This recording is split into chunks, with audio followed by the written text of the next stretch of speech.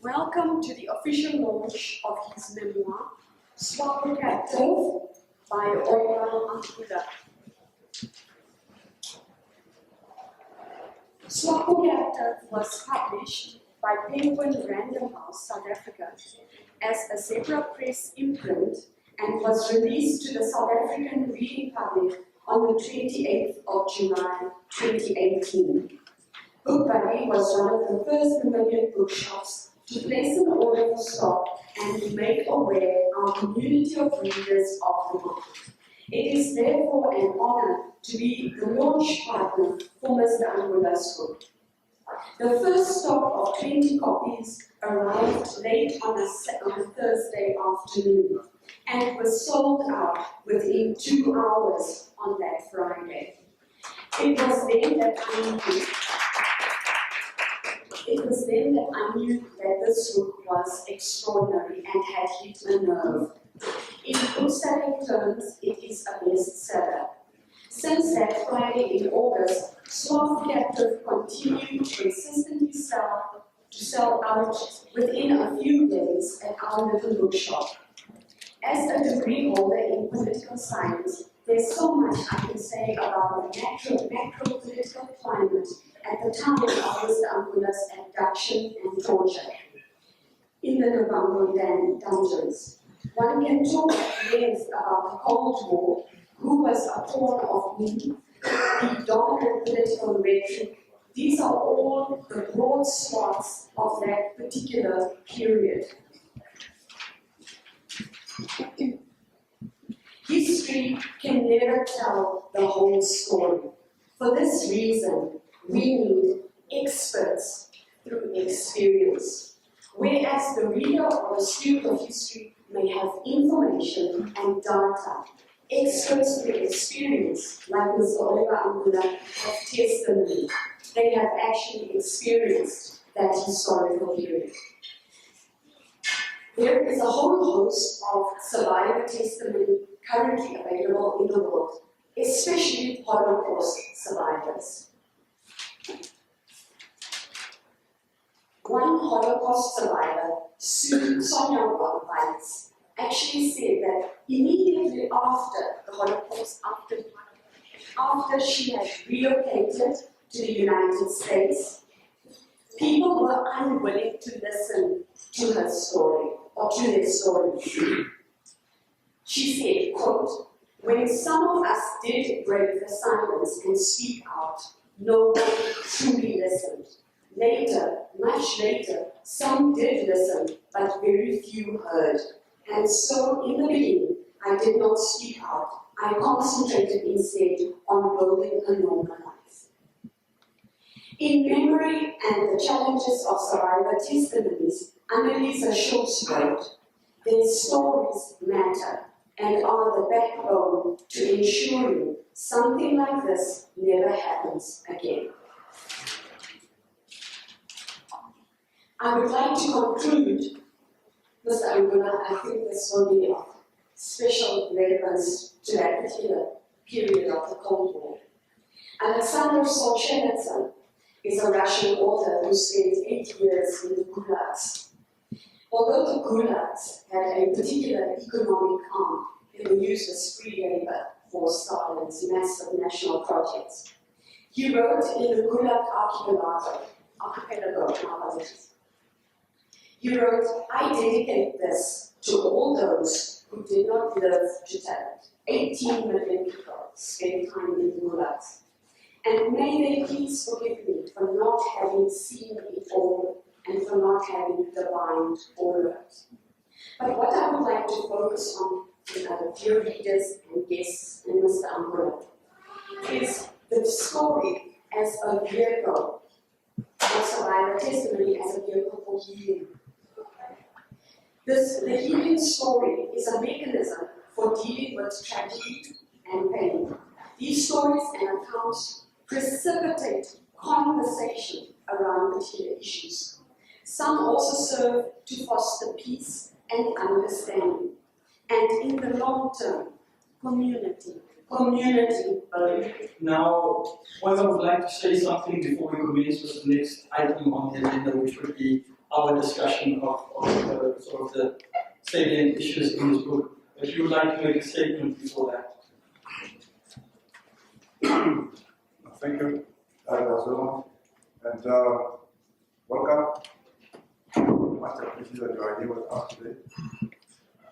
I just wanted to make some few remarks, which I prepared, just to put a few things in context. We're very brief for one, but I should start by saying that the dark shadow of Lubango has been following since the 4th of July 1989. That is the day when we again from Lubango to Windhoek. And I've been trying to escape that shadow, but with little success. Because the nightmares are frequent. Because the experience was very intense, and it probably remains in my subconsciousness.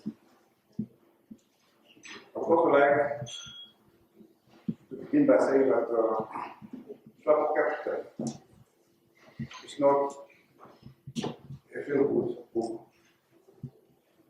Some of the things written in it could make you squint, some make you feel sad. The book talks about a very dark period in the history of the national liberation movement. It talks about torture and death of hundreds of millions of freedom fighters at the hands of their own comrades. It talks of pages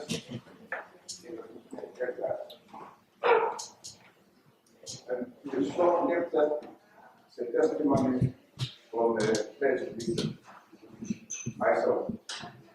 This might be a small attempt to try to stem an alternative version of the past of the nation's collective memory to shape the future of our history. My book reveals the upside of the national liberation movement or struggle by shedding light on the darkest and deepest secrets of the liberation movement, especially headed by SWAPO Angula. And this is only the tip of the iceberg of the horrors of that recent past. SWAPO Captive,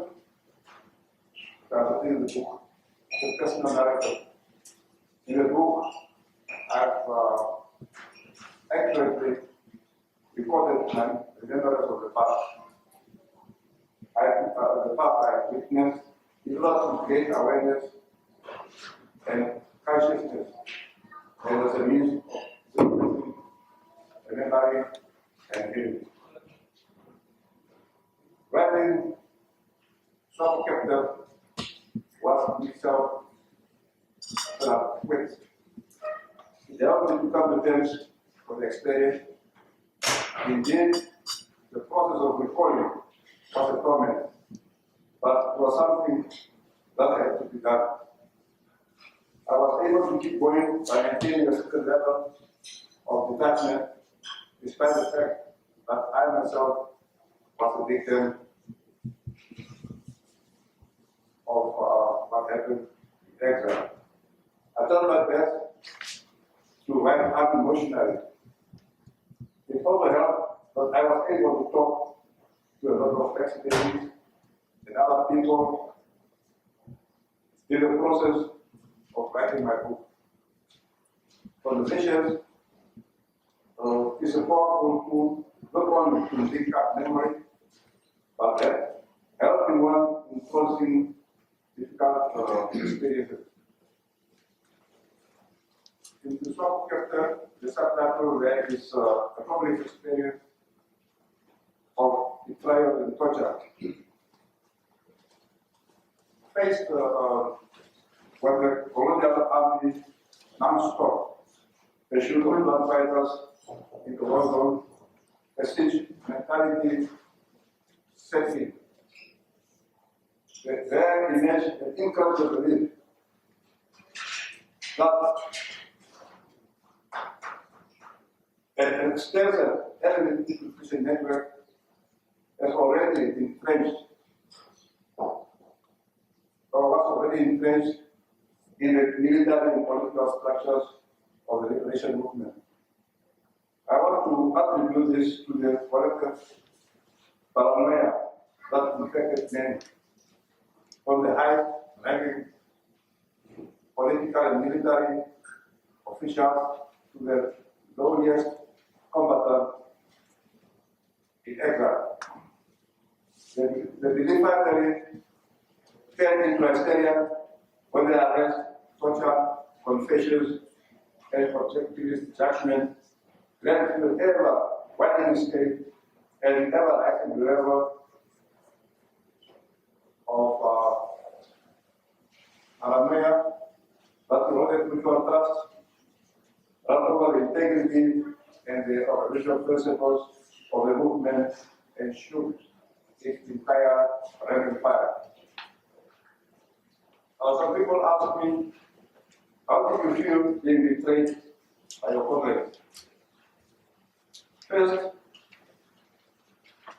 I always tell them what they think inevitable shock, straight final, I was by and large prepared psychologically for danger.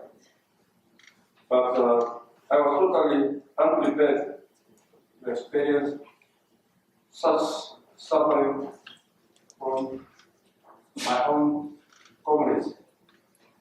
As I read the book, I was lost, lonely, and loaded from the next shock. After I got over the initial shock, I was then consumed by either rage or fear. Because of the proximity of pain and death, I was gripped by fear and consumed by anger. Moreover, our interrogators had very little patience to indulge outbursts of rage, and they dealt with this swiftly and persistently. I felt sorry for my life. I often went back to how I began getting involved with the movement, how easily I decided to leave home for exile. I had to struggle with so many questions within myself. I did not want to listen to my father. That's when I ended up in the Titans. Because I had asked for lots of questions. What have I done to deserve all this?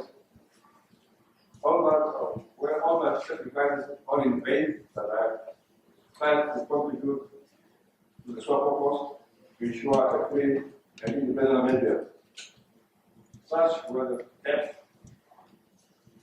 of self-pity that many felt with growing emotional numbness and handling of this position. Some journalists asked me why I had to write about this at all. It has been a long time already, and it's an era of national reconciliation. But for me, it proved even harder to shut up and let bygones be bygones. I want to satisfy two needs in deciding to put pen to paper. My own need to understand, and society's need to know. SWAPO failed to satisfy either of them. We need to revisit, re-examine, and put a stamp of closure to the Lubango saga. The argument of our detractors is that the colonial administration committed equally atrocious acts during the occupation of our country. So it's unfair to target SWAPO alone and to try to get with it to the obvious business of dealing with the past, of acknowledging historical wrongs. I can only agree. South Africa had a truth and reconciliation commission which acknowledged what happened and documented it for posterity. Still, it did not bring reconciliation. It merely gave like a foundation to build something upon. I always liked President Jacob's vision of the Norwegian house. Yet, in order to build a house, you need to have a sound foundation and not shallow ground or shifting sand covering the bones of those who perished by mysterious circumstances. If we learn one thing from history, is that this process takes time. But it does not happen on its own. It needs a culture of openness and willingness to listen to victims, to accept their stories and suffering, their desire for grief and closure, and to understand that acceptance does not subvert nation building, but to the contrary. The most frequent reproach I receive is that the movement of SWAPO is like a family. Internal family matters, especially really unsavory ones, should stay within, they say. The skeletons of the closet are better kept away from the public attention and scrutiny, for they are private affairs which are the sole responsibility of the family. See how people are arguing. I have had this argument for so many different people. It seems to be also the official line of the party. I really agree that the party is like a family with its own problems and its own secrets. I accept that, and I make no boast about it. I have also been part of that family, but I can assent to silence only if the skeleton or the skeletons are figurative. Not when skeletons are literally out there. They are somewhere in shallow mass graves awaiting their due. I likewise believe the public has no right to interfere in arguments between couples. They can discuss and debate and raise their voices as much as they want, but once the husband beats up the wife and vice versa, or if children are being abused, it ceases to be a private affair. It becomes a concern of society, which then has the right to intervene.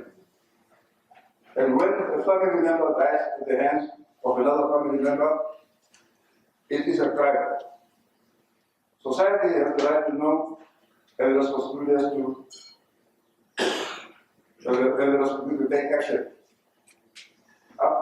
As far as the sanctity and privacy of the family is concerned, we draw the line at domestic violence. That is also how I look at SWAPO.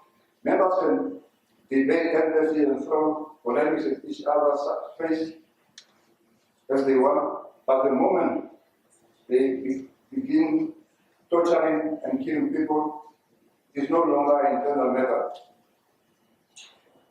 For them, we come to question of accountability and fundamental human rights in which we all have a stake. Truth revealed is dangerous in the hands of the wrong people. But it is 100 times more dangerous if truth is not revealed at all.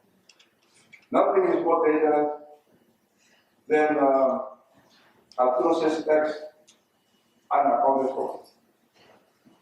Of course, I was just talking about the actors committed in different parts of the world in the past, and that people have to write about them, they have to read about them, and see how we could resolve it. And that's why in the world today people talk about issues of reparations and all this kind of thing. And how can there be talks of such things if atrocities are never known? For justice to prevail, there must be knowledge first. Truth is more than a weapon, it is an imperative. No one can deny the reality of what I try to illustrate in the book. At the very least, I hope the book will serve as the first step towards coming to terms with demons that were on the SWAPO for so long. I've always held that SWAPO would come out better and stronger if it would face up to these events and undertake a sincere process of rectification that involves the victims and the very people that were its caitors and fighters in those difficult times of our struggle against apartheid, occupation, and oppression. I just want to start that process when writing the book. I want to talk to all those who took part in this event, whatever they are wrong, who don't came there, but it. So, in summary, I'm ready to say that in writing this book, I have come to a great deal of understanding. It was both an education and a process of acceptance. Thank you for your attention. For me, the question that immediately I asked myself immediately was, if someone asked you the question in 2000, it's been almost 20 years now. And it's been almost 30 years since your release. Why now? Why at this specific point? You could have done it at any point of the last 30 years, the last 2 decades. Why at this specific point? Thank you for the question. Yeah. I think writing the book was not the main focus for me. Because when you said that, like that, I've been working as a journalist. I spent countless hours in writing story and just figuring out what my time as well. And I have been trying to put some notes. As a time I read some notes and it was there. After 2 years ago, past, not I did anything. But then I get in touch with the experience to discuss some of the things. I get also some information to put there again. To have the file and do some writing, just notes that I was put together. Later on, I then said, well, let me try to group these notes of mine into chapters, which I took some time to go into chapters. And then from there, I had to see how can I develop those chapters to the standard of quality, to get within the official. So, as I was saying, I only started working on this very seriously in the past 2 years. because I was thinking of getting called now, and no one knows when death will come. So it's further at least I think finalize the book and then so that this backstory is told and like not yet things from other people, but they have a book that they can read about their father and their land and their fatherland. Yeah, and speaking to that last statement, so how have your family, close relatives, children, how have they received? My family, I think they're supportive. That's why some of them are here today. Support me in what I'm trying to do. And some of your comrades who were with you in the dungeons, what is their response to what you've written? I think they are so happy that finally someone has written something about the because the time when we were in the dungeons, we always encourage those who survive, please don't tell the people what is happening here, what has happened to us. And I try to honor that make make it home. And I think a few of my colleagues now are really motivated and they are already talking about writing their own stories as well. And I am really looking forward to that.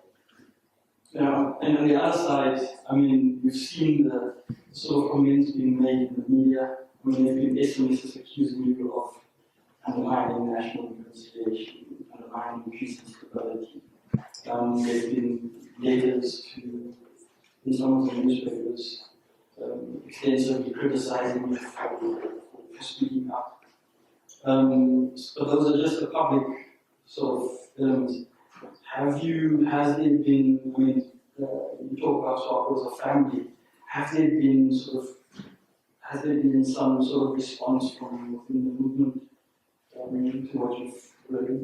No, I think I'm not bothered by those pictures of undermining it is that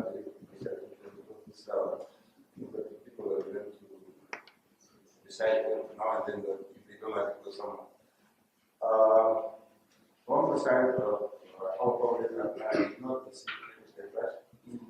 I think they are also enjoying the book. They are reading it, they are buying it, they are seeing a lot of them buying it. Their highest offices, government, they are buying it, and now I'm questioning about it. So they want to hear, they say it's good that I told the story, making any propaganda, just narrating my own experience. So they say the book is a story. And some of the people, I fully agree with that as well. And some of the people whose names you've explicitly mentioned, I mean, I've heard that some of related to some of the people have expressed unhappiness that some of these people have been mentioned in the way that you have mentioned it. Have you heard from some of these people? I did not hear anything from those people, except that the colleagues, the former team directed me that he met one of them, and just said, oh, yeah, I just wanted to tell what way you are indirectly that most of they might be coming after him. So, but they did not express any other organization to the world. What I remember is the truth, nothing else is the truth. So, I think there's some things that stand out for me, for instance, it's sort of the climate when which fed the purge and the purges that happened, which sort of speak to the current climate as well. The issues of authoritarian tendencies within the party, the issues of unquestioning loyalty, this culture of silence and fear, which I think you mentioned, and that still speak to a lot to what's happening within the Labour Party at the moment. Was that something that you deliberately wanted to bring out? Because I think there's some correlation between the culture back then and sort of what we're seeing in the political moment in the Muslim moment. Yeah, I think by and large, the culture within the party has not changed much, but it's not that worse than because there was no rule of law, there was no courts.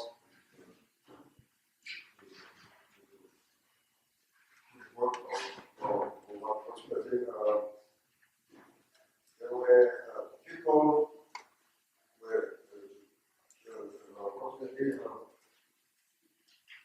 the people who were in leadership had more power to say anything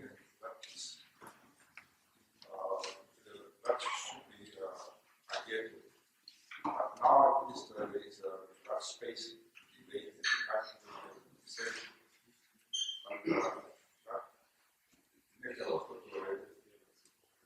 And the basic thing also that I wanted to explain that people the newspapers when they write they say SWAPO arrested dissidents, which I think is a wrong term that is being used. We're not dissidents. The flight was by Kenyans, we did not try to argue against the party policies or programs. We just only reflect us doing our work, seeing our people. So these were just pages that were initiated by the security service within the blood. Do you think it was just that simple? I mean, I get that you're saying that it wasn't about factionalism, it wasn't about anything else, but I do see that there's elements and other there are elements of tribalism, elements of elitism coming through in these sorts of narratives. So how do you just sweep those off the table and say that it was just a security service? No, the elements of racism, tribalism, extremism, and holism, and all this. We are experiencing even in Africa.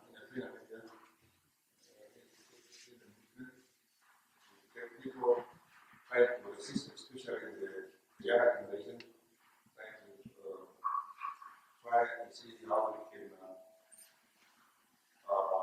fight those tendencies within the party. So this is most probably the last aspect of the whole generation of the entire politics. I sense that you're a very religious person. Your faith is deep.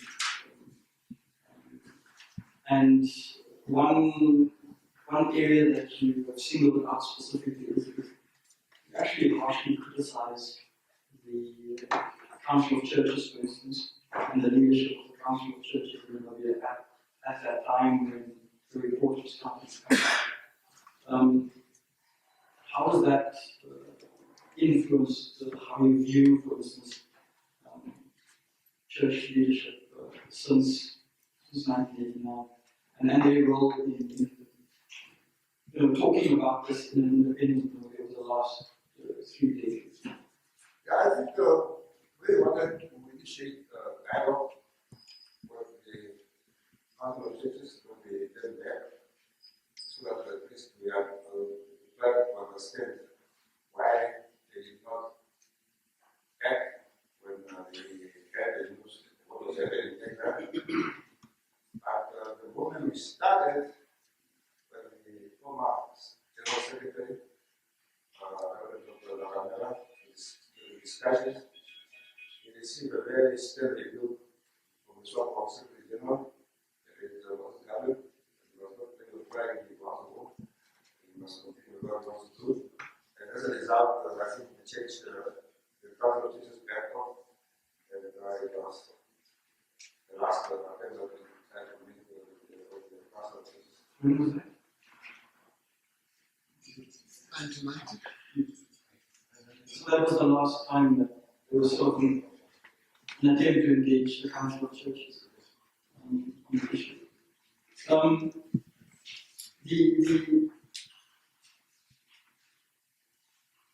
The issue of one of the issues that you raised in your statement at the start of this was the mythologizing sort of the liberation movement and liberation era, and this narrative of SWAPO as this virtuous movement. How do you want to a narrative such as yours actively undermines that sort of view of of the movement. So how would you, if you would talk to the generation now, a lot of people are struggling to, when they hear these stories, are struggling to sort of connect into the movement which is now, what they see now, and the history that they've never been told. How would you deal with issues like that which you raise in your book when you speak to this younger generation? What do you want to communicate to them in terms of how they view that time? I think the narrative that has been put out to the public as by the liberation movement was in direct contrast to what was actually happening on the ground. We are for education of the just society, fight all heroes that control our people in our country, but they were doing all the same thing they did there as well. And that is why it's important that we start to tell the truth what was happening there, so that people can learn about this. Because if people think that the movement was in political, as when we contrast with the applied station in they are telling an harmful narrative to the direction they are. So, I mean, I think we're almost done with the session and we move on to the question and answer. I just want to ask you, so what, I did when I read the book, I got the feeling that there was a lot not being said. That there is still a lot of the story that you could have told. Is that, because that's the sense I get. It's a great book. Don't get me wrong. I feel there's a lot of the story you're not telling. Yeah, that's what I said that what I have realized that people that actually a lot of people will still know. Are you contemplating writing more? I don't have Is that a yes? I'll be glad very soon. Okay, so hopefully your comrades will take that up. I've spoken to one or two of them who already said their books are on the way next year and so on. So I think we'll be on the lookout for those. I think we'll go straight into the question and answer session now. I just wanted to say that if there are general questions about the power of the judges, I think I have enough judges available here to give also answer these questions.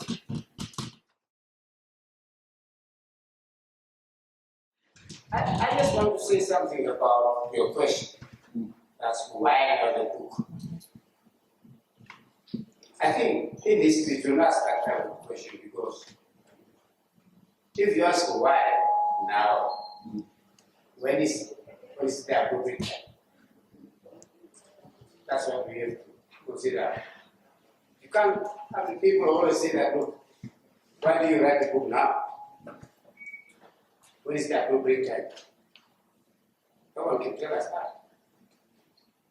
Life goes on, and as people are born and they die, you never have a definite time when you write a book. I thank you. But the only question that I want to ask you is, did you have any fears in writing this book and in publishing this book? Did you have any fears? Oh, in English, to say SWAPO Captive would mean, was SWAPO even human? Yes.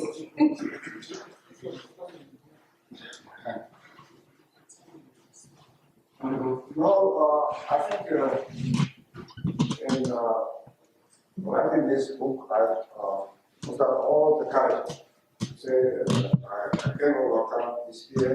I should write what I went through. Because you cannot be fearful all the time.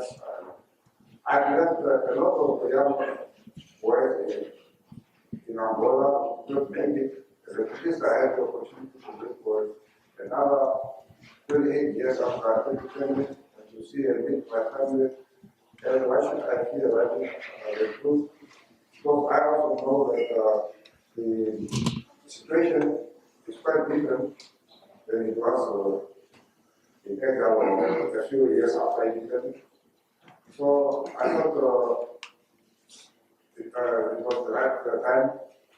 Was the millennials we were not part of the struggle, we were grown up, we lost to know the truth. And yeah, so that it is the hear what has happened to other people in the struggle for independence.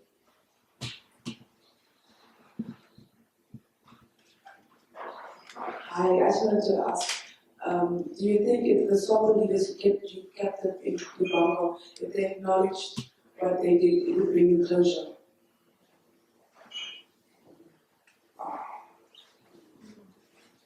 Not yet. We are still waiting for that day.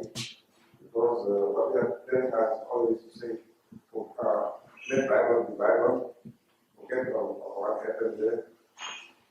We have to put the national reconciliation. Otherwise, we'll have to get all the other people,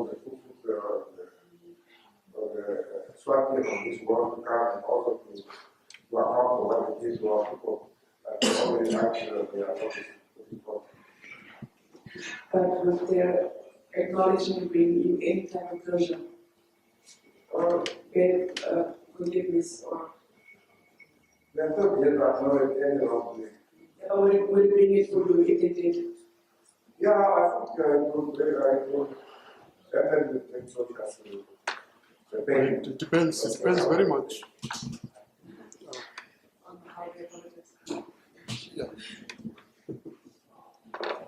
Morning, my name is Eliasa. When the book was, I'm not sure whether I should use or something. SWAPO said that it was an attempt to discredit them ahead of 2019 elections. What are your views on that?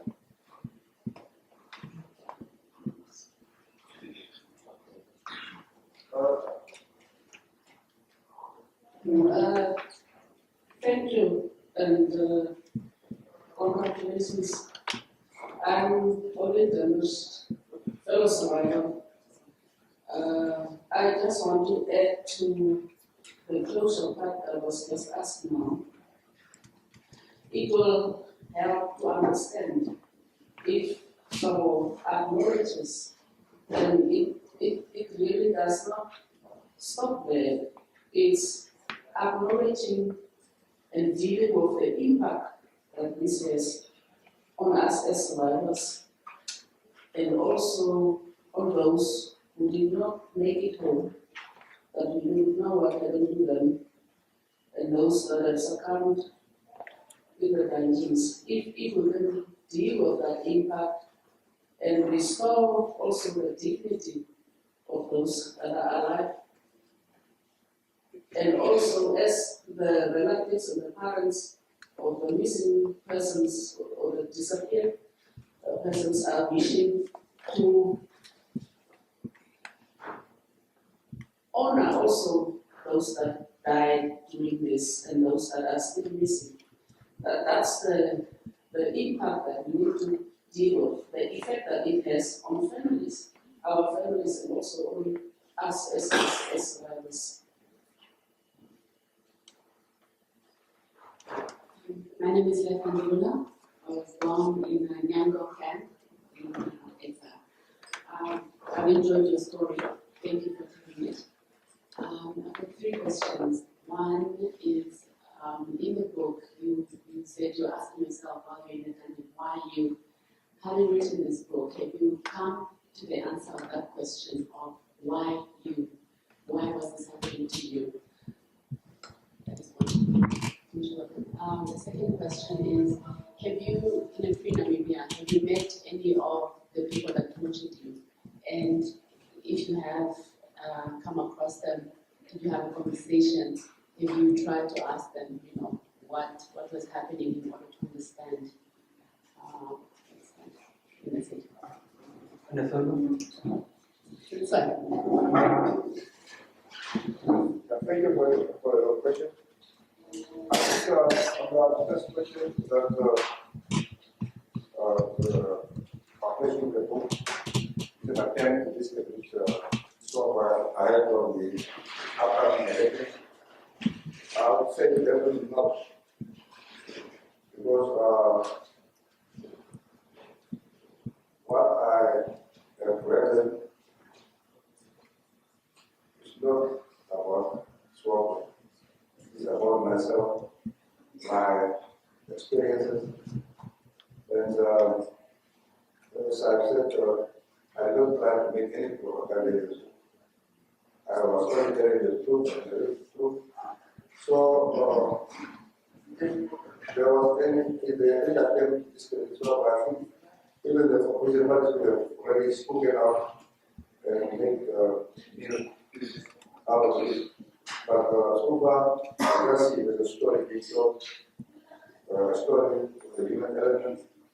It is not really politically motivated.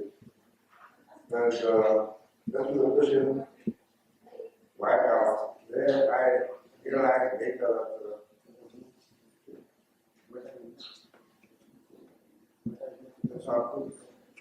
that why I was there. I came to realize that I was a victim of this wildfire burning in the area of the because I came to know that there are a lot of people that are innocent, that are and they are arrested, they are still around, and be one of them. And I'm still waiting that we were able to confront the people that they can tell us why whether we still believe that we were enemy agents or spy or not, or actually it was a gross miscalculation on their part. And I say that many of those perpetrators I have met a few of them, but some of them especially the guys I talked to them, I have seen them. Some of them have asked me for assistance. I assisted them because I thought about it because I know that the details was other the command of and one of the questions I have always on the passing one time, the text is the rest I think is related to the north.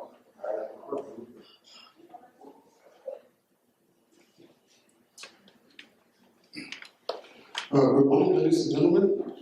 To stand up, it's always better to see the face of the speaker to be seen. My name is Adolf Chikongo, combat name Amo, and a survivor of the Lubango dungeons.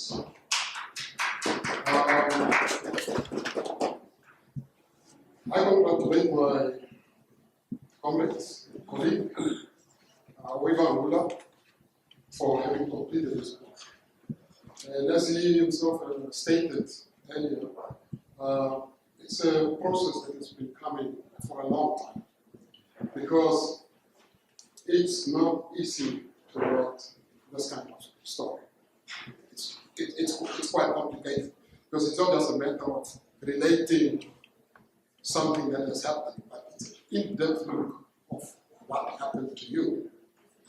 I also thank the facilitator and moderator of this event for your very intelligent questions. They were indeed very, very, very good questions. On the question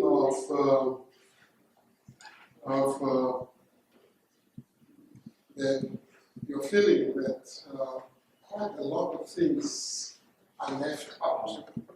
Now, I would like to say the story of Lubango cannot be told by one person in its completeness, because it's such a number one. It is on one side it's a personal experience. On the other side, through that personal experience, each individual picked up a lot of information in that process. So each of the victims have his own experience and information that he or she picked up during that process. So that's why I would encourage my fellow dungeon comrades to come up with their stories, because this is a big story. Secondly, there was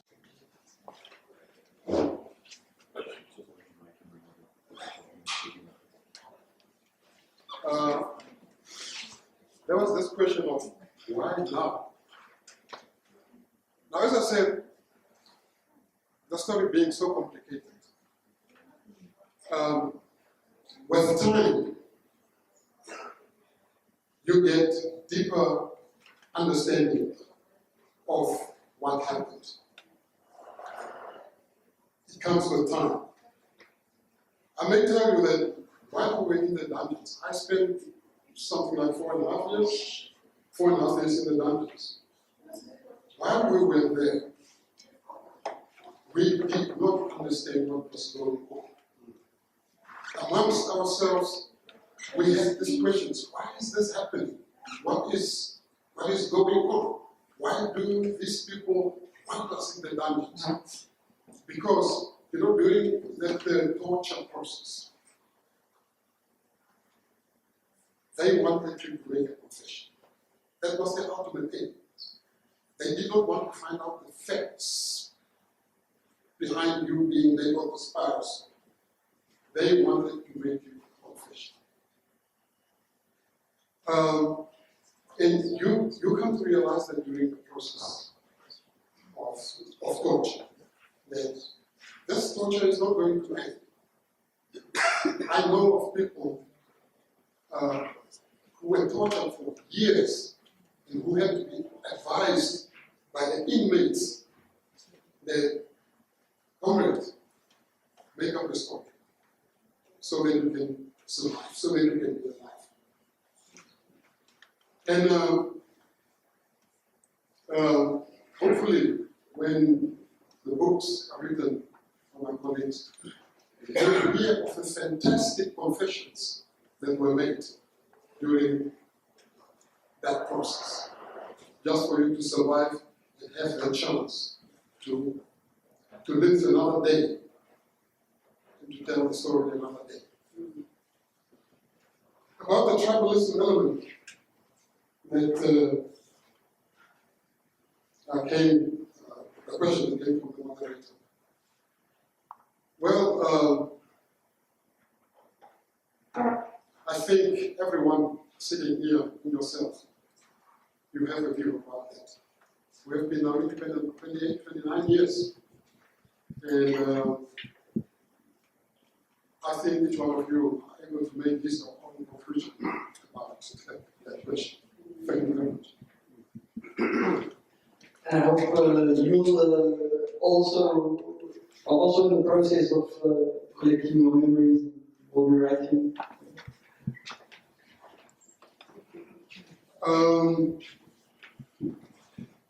Yes, of course, yes. I've been in the corporate world ever since we retired. And my focus was entirely on building my life, my family, and all that. But some 3 or 4 years ago, I started penning down my experience. I told myself that I would dedicate every day to writing 1 page, but it didn't turn out that way. It started with 1 page a day, and later it went on to being 1 page 3 months. But I've retired recently. It's my 2nd day, or my 3rd day into official retirement. And it's one of the things that I want to do with my retirement now, to devote my time to things that I couldn't do while I was in the corporate world. And writing a story is one of them. I think that's how we will receive yours and some of the other comrades' stories coming out. Because it's not just you. There are children of people who want answers. In fact, there are children of people right here in this room who are hungry for the truth. This is what one of them actually said to me this morning. And I think they also want to know. And their stories would, if you could say,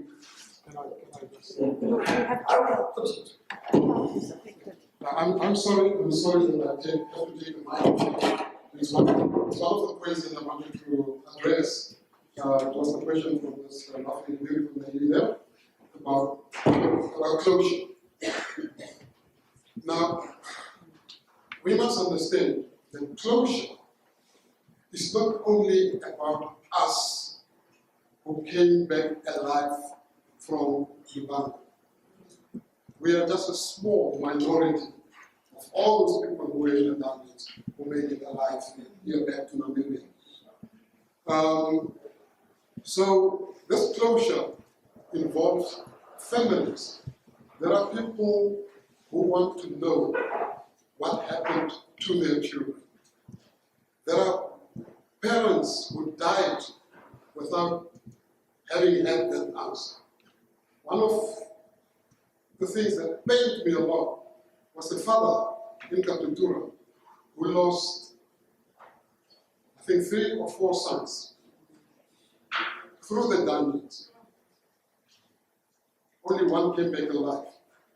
3 or 4 perished. This father, like any father, like any parent, was waiting to hear what happened to his children so that he can close the chapter in his life. So this matter of closure depends on what type of closure is being offered. I don't think it would be enough just to say to those who are still alive that sorry for what happened and what have you. It's not only about us. Can you imagine a situation, and please correct me, Dr. Simpson. For example, take an example, I don't know whether you know this fact, of 30 young ones who left from chess, less than 10 came back alive from exile. What happened to the rest? We don't know yet what happened to them, because there is a wall of silence about that.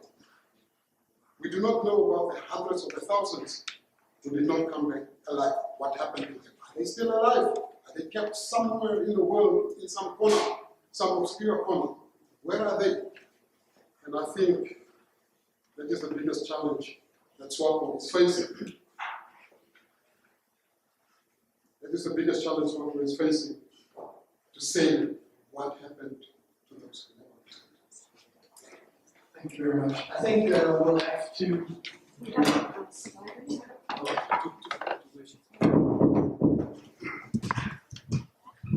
Good morning, and I appreciate my voice happening with me. Ms. Angula, thank you very much for this book. It was a beautiful book, and my name is Ndeshi Namopala, and I was born. I'm one of those. I was born in Kabwe. Now, after reading this book, I was very curious to know more. So I came back to Book Buddy for them to get me a book written by Keshi Nathaniel. And in Keshi Nathaniel's book, last month, is where I found out the truth about my father's death. Last month, I did not know that my father died in a concentration camp in Boroma in Zambia. Now, for years I have asked my mother, how did I come to be born in Kabwe when most of the kids were born in Lubango, Kwanzasu, Java, all those things? I did not know that there was even a concentration camp called Boroma until last month, when my father died from hunger. And so I'm appealing to those of you that have this kind of information. It's very important to us. I don't know what my mother was told. I don't know. All I was told is that my father died because he ate poison. That's all I was told. I wasn't told the circumstances surrounding him, that he was actually starved to death. So now we, the children of those victims, are appealing to you to write so that we know what happened to our parents. And we know that not all the parents were told the truth about their spouses that were taken. You know, had something happened to you, the wife that you left 7 months pregnant would not have known the truth. Your 16-year-old son that made you write this book would not have known the real truth of what had happened to you had you not come back. But now you've got an opportunity to tell the truth, so we're appealing to you to please continue writing and tell us so that the generations to come know the real truth of what has happened. And we do understand that in war, many things can happen. During war, many things can happen. But then they cannot be buried. They need to be spoken because they are part of the history that we live in. So, and history makes us who we are, whether we like it or not. But we cannot distort history because it's dirty history. It has to be told in its truth, and please tell it in its truth because it's important to us, especially the children of those that did not make it, to tell us their own experiences. Thank you very much.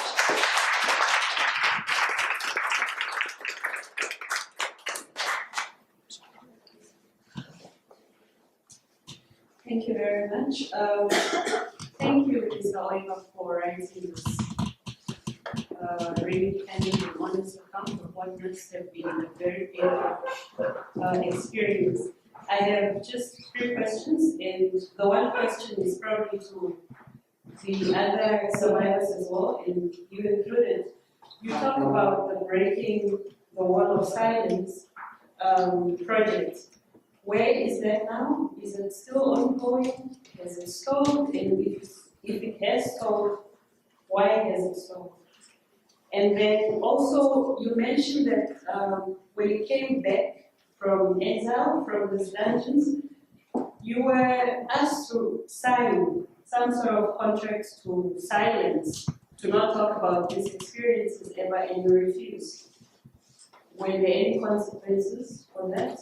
And you saw, what did that mean for you in a so-called free movement? And then in the book still, and today again, we talk about recurrent nightmares from this experience. Have you sought therapeutic interventions to relieve this? Thank you very much. Thank you, Mr. Oiva, for the book. I did not read the book yet, but I just went through one first and second page where you say your dad was trained in Israel. Is that correct? Your dad was trained militarily in Israel. And the other question is, when you decided to go from school from Mother to Belkitsune, you were arrested by the one black and white man who interviewed you, and they gave you a paper to write, and later you were released, you went home, and then later on you went back to school. Is that correct? And what happened after that? Can you explain a bit about this? Your father's training, and also your father was in Robben, not in Robben, but in South Africa, in prison, where he saw their tables, Pilidi, and others. Can you just give us a big picture of this?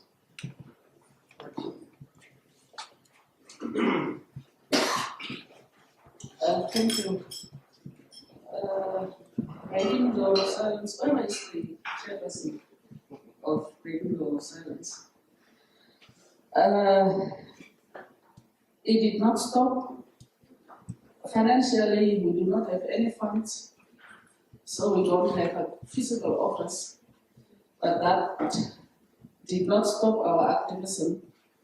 We meet at the houses of survivors to discuss, to analyze, and also to engage the leadership of SWAPO. So that's what we do. Part of it is documentation like this that we have done for some of them, which is just a snapshot of someone's experience in exile. So it cannot afford to die, and it will not die until we come to a closure, a meaningful one.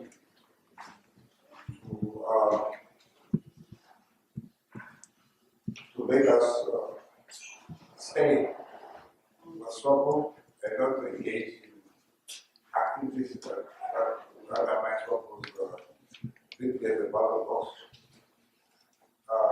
Those who were asked whether they want, when the commander is asked who is not ready to sign this contract, most probably a lot of us don't want to sign it, but they see the atmosphere of it. And three of them said, I don't sign that, but I'm tired. So Garacho Ogoro, Chuseni, Napsina Matela. Then they talk, then they put together and take it away. You don't see them since then. And that was 1989 for our release. And then the SWAPO group of the dead, people died in 1986. Otherwise, I was diarrhea. So, is that it's not correct that as well.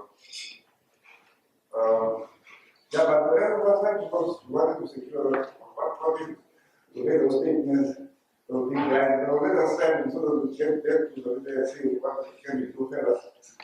Because there, we'll face them as three people who talk, they can tell us how we respond, and we can tell them where they are coming from, because we don't come from trees in our people, the family here, from people that, you know, because our public testified that no, that means I think it's either the border to Angola or SWAPO. So, what is the thing? As with my nightmares, that I've sought any help, not yet.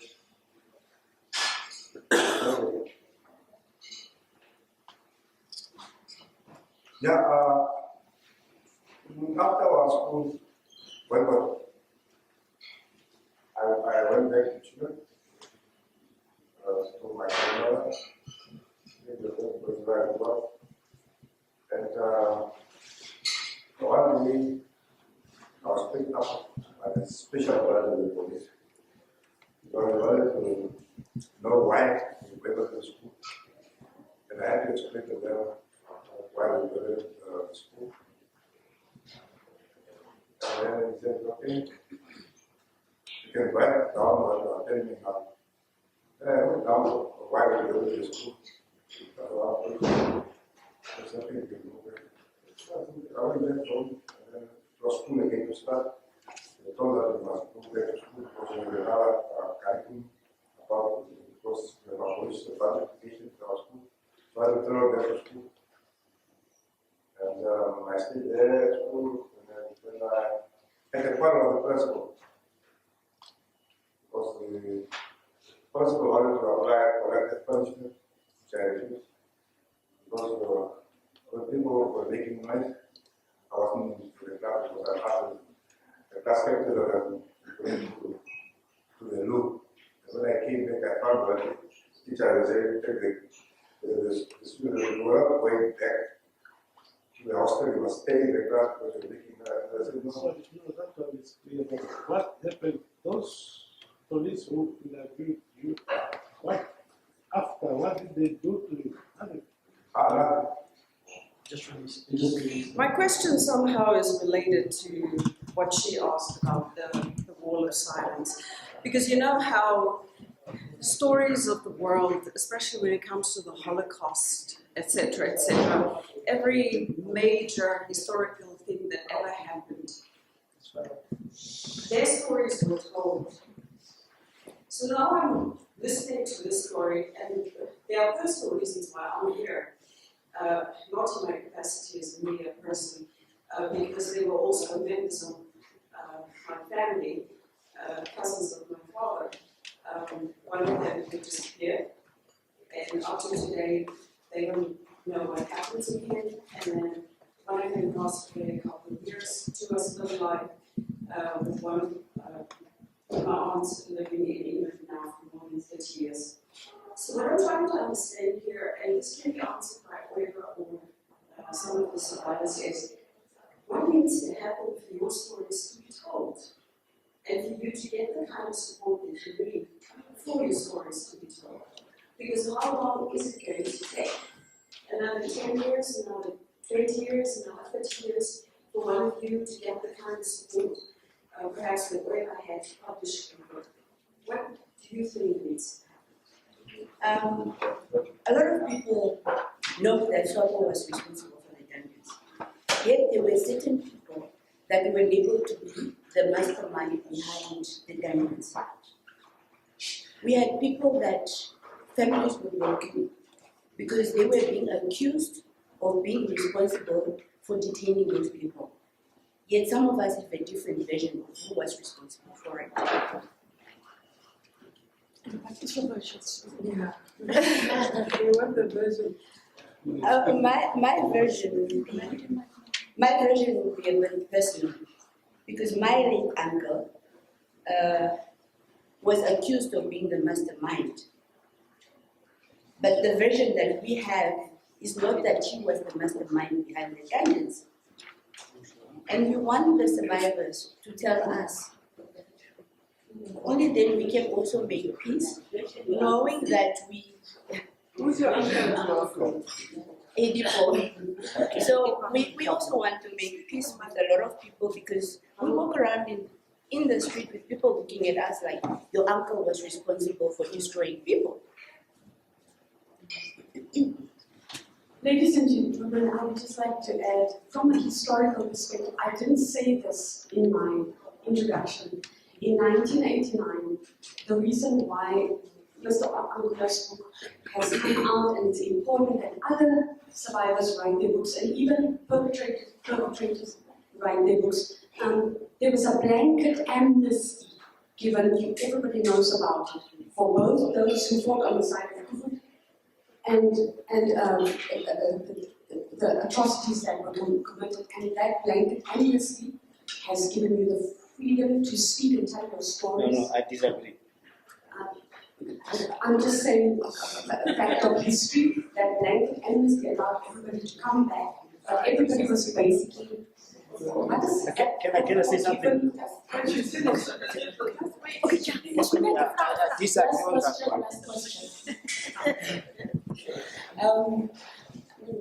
Congratulations on completing your book. My dad used to tell me the stories of how he suffered. He never went into exile, but he suffered at the hands of the white men within the borders of the country. Having heard his stories, I hated the white person with a passion for a very long time. It was only until when I really grew up and I had to associate with them due to circumstances that I dealt with the issue. And I really, really wish my dad had the chance to also write his story, all right, because it pained me.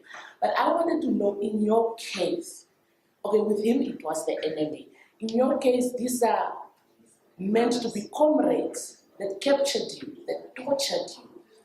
I just want to know, have you forgiven your captors? Have you really forgiven them? Even if you find closure, will you? Because I haven't forgiven the white men yet. I want to comment on some few things here. This is the scene. Number one, I was a captain of SWAPO.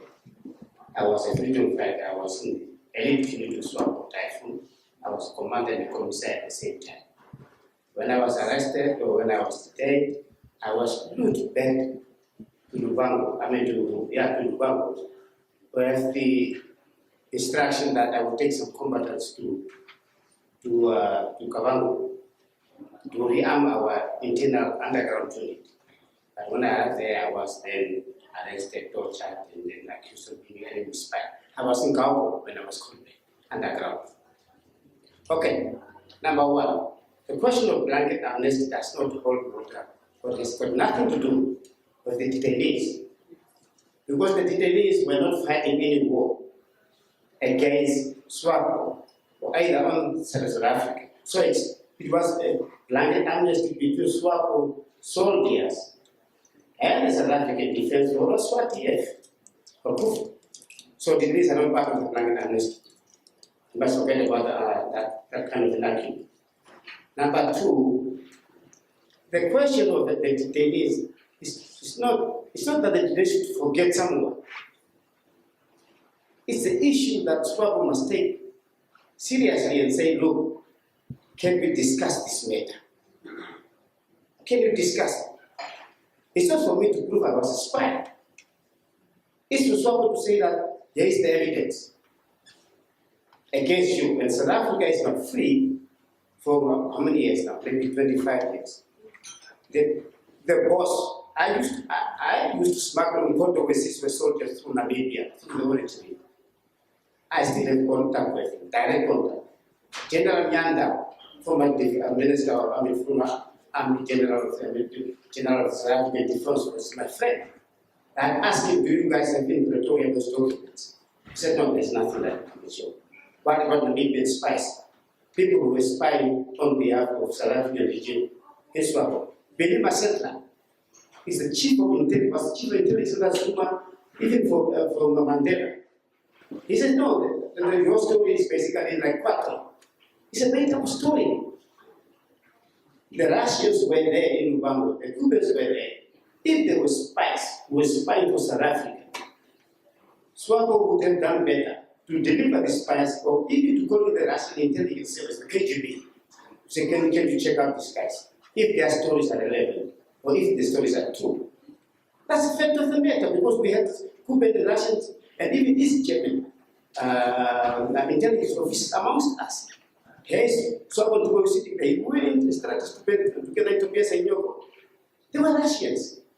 Why should SWAPO take a liberty to interrogate people who cannot even know where the Kalahari sense is? They would say they were training the Kalahari sense, they were shooting range in Kalahari sense. Or Korea Connecticut Crossing by School, Matarunda High School. So that's a fundamental thing. We're having illiterate people who don't know what they were doing. The question of tribalism basically would have been part of it. But the most important thing that we should forget was the class of cultures. Basically, intellectualism that these students came with in SWAPO during the liberation struggle.